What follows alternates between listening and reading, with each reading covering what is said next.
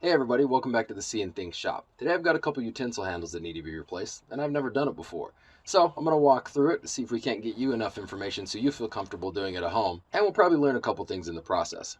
This might test my skills a little bit, so I'm going to call this video series Skill Builder.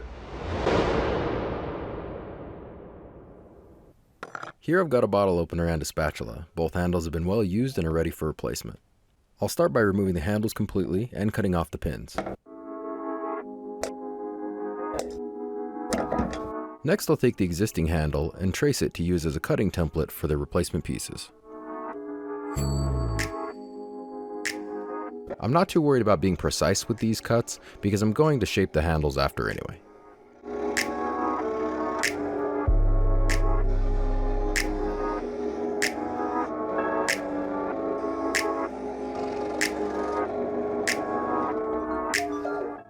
Then I'll take the pieces to the drill press and use the existing holes in the utensils to mark the drill holes in the handle pieces.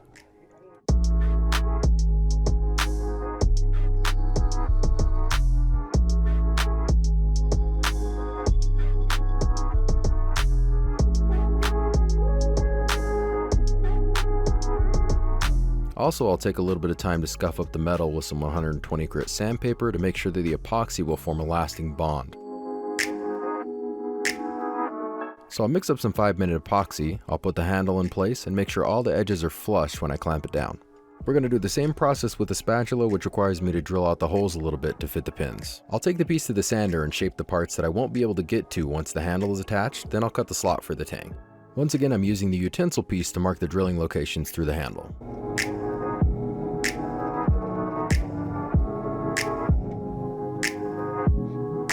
I'll scuff the metal and mix up some more 5-minute epoxy and apply it to the handle before sliding it in place.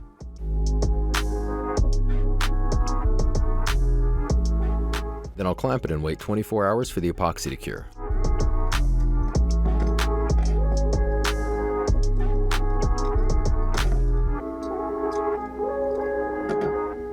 The next step is to cut some stainless steel pins. I'm just using the smooth shaft from some bolts I had laying around. Then I'll mix up some epoxy for those pins.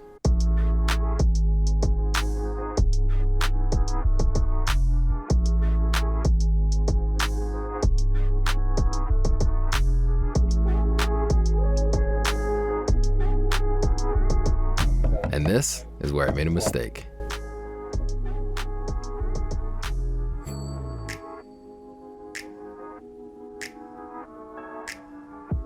My pin was a little big for the hole in the handle and I tried to force it anyway, causing it to crack, but since it's already cracked, let's give the second pin a shot.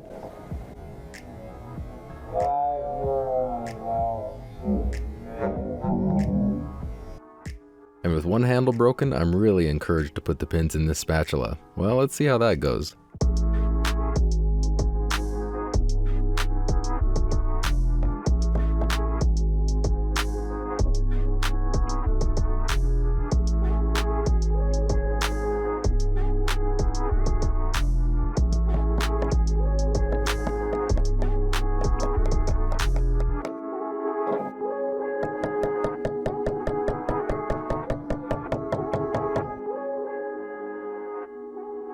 Since everything on the spatula seemed to go nicely, I'm going to take it to the sander and give it a good shaping. I also remade the pieces for the bottle opener and made sure to remount the drill holes a little bit to fit the pins without cracking, so I'll be shaping that right after this.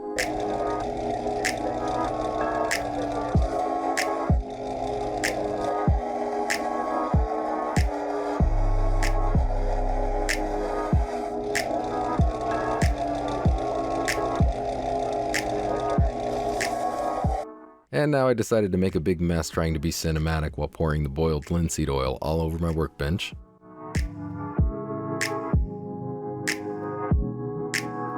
Luckily I spilled so much that there was enough to cover the bottle opener handle as well. All part of the plan. I'll let this finish soak in for a few hours and then I'll wipe it clean, and the next day they'll be back to use in the kitchen. After a few months they're ready for a refresher coat, and I'll just use some mineral oil for that, and for touch-ups in the future. I hope this video maybe gave you some insights into replacing your own utensil handles, and if you just want to make some custom handles for some utensils and don't have a place to start, I've included a couple links in the description below where you can get kits to make your own handles for bottle openers, garlic presses, and a few cool kitchen knives. As always, thanks for watching. Don't forget to like and subscribe, leave me any questions or comments you have down below, and until the next video, you guys have a good one.